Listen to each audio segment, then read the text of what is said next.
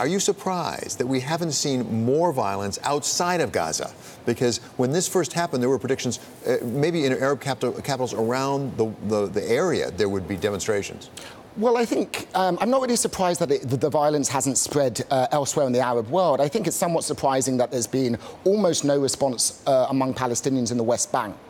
You might have thought Palestinians in the West Bank, who are obviously very closely connected to those in Gaza, many family members there, would have been at least protesting out in the streets, but actually their reaction has been very quiet. Now, that might have a lot to do with the actions of the Palestinian Authority in tamping down those protests. It's important to remember what did and didn't happen today. Frankly, they just took the consulate in Jerusalem and said, okay, we're going to move a few people in there. And the U.S. ambassador to Israel made a point that I'd like you to respond to, which is basically, we're now giving Israel the right we give every other country around the world to decide where their capital is.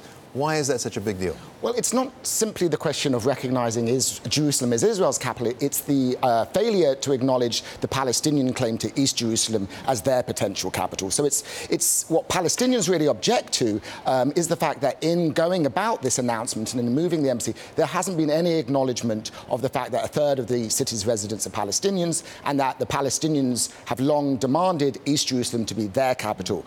And Trump's statements that this has taken Jerusalem off the table by moving the embassy only make matters worse in the eyes of Palestinians. Yeah, President Trump has emphasized that he hoped this move would spur renewed peace negotiations.